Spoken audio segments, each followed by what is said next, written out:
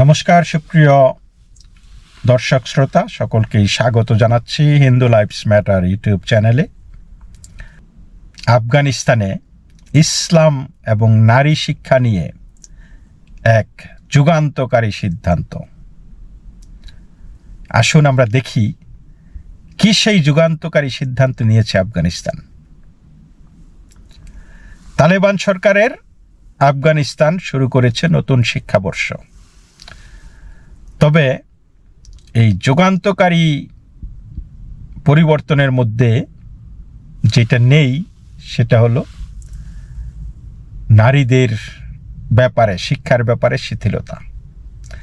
আগের বছরের মতোই এবারও দেশটিতে মেয়েদের শিক্ষার সীমাবদ্ধতা বজায় রাখা হয়েছে। ষষ্ঠ শ্রেণীর পর মেয়েদের স্কুলে পড়ার আর সুযোগ নেই।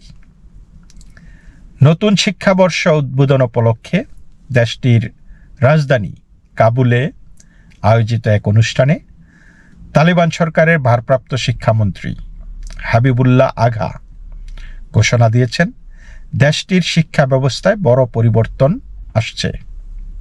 তিনি জানান, স্কুলের সিলেবাস পুনরায় পরীক্ষা করে দেখা হবে। যেসব বিষয় ইসলাম ও আফগান সংস্কৃতির পরিপন্থী সেগুলি বাদ দেওয়া হবে। যেটা বাংলাদেশে ঘটতেছে আর কি, আমরা দেখতেছি আর কি। বাংলাদেশ তথাকথিত শান্তিতে নোবেল পাওয়া অশান্তির গডফাদার ইউনুস আপাদমস্ত লেবাসদারি একজন ভদ্রলোক, কিন্তু পোশাকের আড়ালে একটা বিশাল শয়তান। এবং আমরা দেখতে পাচ্ছি বাংলাদেশের শিক্ষা সংস্কৃতি কিভাবে ধ্বংস করে ফেলা হচ্ছে। তালিবানরা তালিবানের নামে করতেছে, ধর্মান্ধতার নামে করতেছে, ধর্মের দোহাই দিয়ে করতেছে। কিন্তু আমাদের এই লেবাসদারি ভেগদারি সেকুলার, তথাকথিত সেকুলার ইউনুস ঘোষণা দেননি তালিবান, কিন্তু লেবাসের আড়ালে তালিবানি স্টাইলেই দেশ চালাচ্ছে। তালিবান শিক্ষামন্ত্রী বলেন, আমরা এমন কারিকুলাম তৈরি করব যা ধর্মীয়, আধুনিক এবং আফগান সংস্কৃতির সঙ্গে সামঞ্জস্যপূর্ণ। কেউ এটিকে মেনে নেক বা না নেক, আমরা আমাদের সিদ্ধান্ত বাস্তবায়ন করব। তিনি আরও বলেন, নতুন কারিকুলামে ধর্মীয় শিক্ষা ও আধুনিক বিজ্ঞানের উপর গুরুত্ব দেওয়া হবে।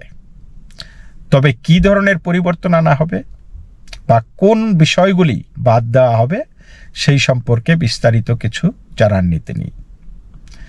তবে তালিবান সরকারের এই অনুষ্ঠানে মেয়েদের শিক্ষার ওপর নিষেধাজ্ঞা শিথিল করা হবে কিনা সে বিষয়ে কোনো মন্তব্য করা হয়নি।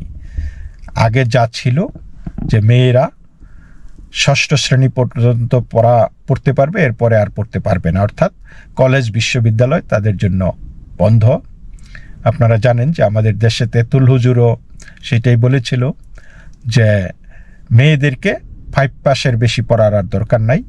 কারণ হলো মেয়েরা হাজব্যান্ডের টাকা পয়সা গোনা পর্যন্ত বা হিসাব রাখা পর্যন্ত থাকতে পারলেই চলবে।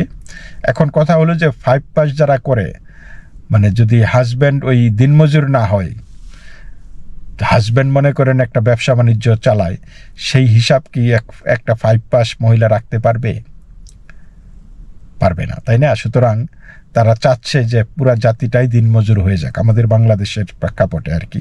তো যাই হোক, আফগানিস্তানেও 6 গ্রেড পর্যন্ত পড়তে পারবে মেয়েরা, এরপরে তাদেরকে ঘরে বসে থাকতে হবে।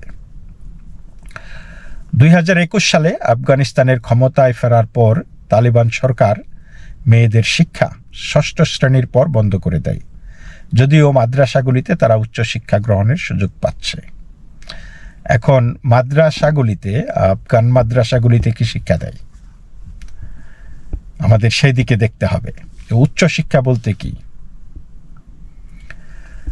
আফগানিস্তানের শিক্ষা ব্যবস্থা নিয়ে আন্তর্জাতিক সম্প্রদায় বহুবার উদ্বেগ প্রকাশ করেছে। জাতিসংঘ সহ বিভিন্ন মানবাধিকার সংগঠন তালেবান সরকারের এই নীতির সমালোচনা করেছে, কিন্তু তাতে তারা ধার ধারেনি। তালেবান প্রশাসন নিজেদের সিদ্ধান্তে অটল রয়েছে এবং বলছে তারা ইসলামী শিক্ষা ও ও আফগান সংস্কৃতির ভিত্তিতে নতুন শিক্ষা ব্যবস্থা চালু করবে। তো এই যে তালেবান সরকারের এই সিদ্ধান্ত দেশটির শিক্ষা ব্যবস্থাকে কোন পথে নিয়ে যাবে এবং আন্তর্জাতিক মহল এই নিয়ে কি প্রতিক্রিয়া জানাবে তা সময়ই বলে দেবে। কিন্তু আমরা যেটা দেখতে পাচ্ছি যে there is a ample writing in the wall. আপনারা যদি অতীতের আফগান জীবন, আফগান ঐতিহ্য, আফগানের ছবি এগুলি দেখে থাকেন তাহলে দেখবেন যে আফগানিস্তান খুব বেশি দিন আগে না, 50 বছর আগেও আফগানিস্তান প্রায় একটা আধুনিক রাষ্ট্র ছিল। সেখানে নারী পুরুষ সমান তালে কর্মক্ষেত্রে বিচরণ করছিল। তাদের মধ্যে ডাক্তার, ইঞ্জিনিয়ার, প্রফেসর, এমনকি নেই কেমিস্ট, বায়োলজিস্ট, সব ছিল। মানে তারা সমানতালে বিচরণ করেছে সব রাষ্ট্রের বা একটা জীবন যাত্রার সকল ক্ষেত্রে। আজকে আফগানিস্তানে মেয়েরা 15 থেকে 45 বছর পর্যন্ত মহিলারা, তাদেরকে একা বের হতে, বাড়ির বাইরে বের হতে নিষেধ করা হয়েছে। তাদেরকে মাহরাম নিয়ে বের হতে হবে। সেখানে মানুষের ফুট মানে ইঞ্চি মেপে দাড়ি রাখা হয়, দাড়ি রাখার বিধান করা হয়েছে। সেইখানে কোনো ট্যাক্সিতে গান বাজনা বাজানো নিষিদ্ধ। কোনো মহিলা উচ্চস্বরে কথা বলতে পারবে না। সেই মহিলার কণ্ঠ অন্য কেউ শোনা আইনত দণ্ডনীয়। এমনকি একজন মহিলার কণ্ঠ আরেকজন মহিলাও শোনার কথা না। এমনকি আপনি উচ্চস্বরে, মহিলা হলে আপনি উচ্চস্বরে কোরআন তেলাওয়াত করতে পারবেন না, সেইটাও আইনত দণ্ডনীয়। কারণ তাদের বক্তব্য হলো যে আল্লাহ, আপনি মানে আল্লাহ গান বাজনা নিষিদ্ধ করে দিয়েছে কারণ আপনার কণ্ঠ যাতে না শোনা যায়। সুতরাং আপনি কথাই বলতে পারবেন না। This is the interpretation of Taliban. This is how they interpret Islam. তারা বলতেছে যে আল্লাহ গান বাজনা নিষিদ্ধ করেছে শুধু গান বাজনার কারণ না, আল্লাহ গান বাজনা নিষিদ্ধ করেছে কণ্ঠ যাতে না শোনা যায়। সুতরাং, এবং সেটা মহিলাদের কণ্ঠ, আর মানে ছেলেরা তো গান বাজনা করে না তেমন একটা, বা করেই না, তো এই গান বাজনা বন্ধ। তো স্কুল কলেজ তো বন্ধ করেই দিয়েছে। তো এমনই একটা অবস্থায় অবরুদ্ধ জীবনযাপন করতেছে আফগান মহিলারা, এবং আমাদের বাংলাদেশটাকেও কিন্তু সেই দিকেই নিয়ে যাবার চেষ্টা করতেছে আজকের এই শাসক শ্রেণী, আজকের এই তথাকথিত বৈষম্য বিরোধী জঙ্গি ছাত্র যুব সমাজ।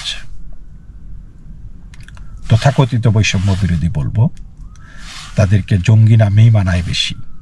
তারা কিন্তু সেটা চাচ্ছে, আই ডোন্ট নো। মানে একটা রাষ্ট্র, তারপরে এই যে এই ধর্ম এবং বিজ্ঞানকে যখন আপনি এক করে দেখবেন, এক জায়গায় নিয়ে আসবেন, সেখানে সংঘর্ষ হবেই। হয় বিজ্ঞান থাকবে, না হয় ধর্ম থাকবে। এখন অনেকেই বলেন, ও না না না, কোরআন হচ্ছে সবচাইতে বৈজ্ঞানিক একটা ধর্ম, কোরআনে যা কিছু আছে এগুলি বিজ্ঞানের রিসার্চের বিষয়। সব ধর্মের মধ্যেই সব কিছু লেখা আছে, সব ধর্মের মধ্যেই লেখা আছে। কোনো ধর্মে লেখা আছে আবাবিল পাখি, কোনো ধর্মে লেখা আছে গৌর পাখি। এখন আবাবিল পাখির জন্য যদি বলেন যে বিমান আবিষ্কার হয়েছে, তাহলে অন্য পক্ষে বলবে যে গৌর পাখির জন্য বিমান আবিষ্কার, গৌর পাখি দেখেও বিমান আবিষ্কার হয়েছে। এরকম আরও অনেক কিছুই আছে। আপনার এই ব্রহ্মাস্ত্র দিয়ে হিন্দু ধর্মের যেই বিভিন্ন ধর্মপুস্তকে যেই অস্ত্রের কথা লেখা আছে, হিন্দুরা বলবে যে এগুলি আমাদের বই থেকে আসছে, মুসলমানরা বলবে যে তাদের বই, তাদের কোরআনে এগুলি লেখা আছে, আল্লাহ বলে দিয়েছে। তা আমার কথা হলো, যে তাহলে আমরা কোনো ইমাম বা কোনো পণ্ডিত ধর্ম মানে এই ধর্মবেত্তা আর কি, তাদেরকে কিন্তু কোনো আবিষ্কার করতে দেখি না। তারা শুধু লিপ সার্ভিস দিয়ে যাচ্ছে, তারা মুখে কথা বলে যাচ্ছে, কিন্তু কোনো আবিষ্কার তাদের নাই। তো একটা জিনিস হলো, হিন্দুদের এই ব্যাপারে কোনো বাড়াবাড়ি নাই। তারা বলে না যে আমাদের ধর্ম থেকে আসছে, এই আসছে, সেই আসছে, সেটা বিশ্বাসের বিষয়। কিন্তু কোরআনপন্থীরা সবসময়ই ক্রেডিট নেওয়ার জন্য ব্যস্ত আছে। কিন্তু ক্রেডিট নিতে হলে তো কিছু অর্জন থাকতে হবে। সেই অর্জনটা কিন্তু এই ইহুদি নাসারারাই করতেছে, যাদেরকে আপনি কাফের মনে করেন, যারা ধর্ম মানে না। তাহলে সেই কোরআনের জ্ঞানটা কি তাদেরকে দিয়ে দিয়েছে আল্লাহ, যারা নাকি ইহুদি নাসারা আছে তাদেরকে, যারা ধর্মে বিশ্বাস করে না তাদেরকে? আর যিনি নাকি হাফেজ, তারে কোনো কিছুই জ্ঞান দেন নাই, তাহলে কেমনে হইল? তো সুতরাং এই যখন ধর্মকে বিজ্ঞানের কাছাকাছি নিয়ে আসবেন, ধর্মান্ধদের কাছে ধর্ম টিকে থাকবে, বিজ্ঞানীদের কাছে বিজ্ঞান টিকে থাকবে। কিন্তু যেহেতু আমাদের বাংলাদেশে বা যেখানে খেলাফত প্রতিষ্ঠা হয়, ইসলাম কায়েম হচ্ছে, সেইখানকার মানুষ অধিকাংশই ধর্মান্ধ, সুতরাং তাদের জীবনও অন্ধকারের দিকেই ধাবিত হয়। এবং আফগানিস্তান, বাংলাদেশ, সিরিয়া, ইরাক, এরা কিন্তু ধর্মান্ধকেই, সেই অন্ধকারকেই বেছে নিচ্ছে দিনের পর দিন। So sad. তো দর্শক, এই পর্যন্তই। সকলেই ভালো থাকবেন।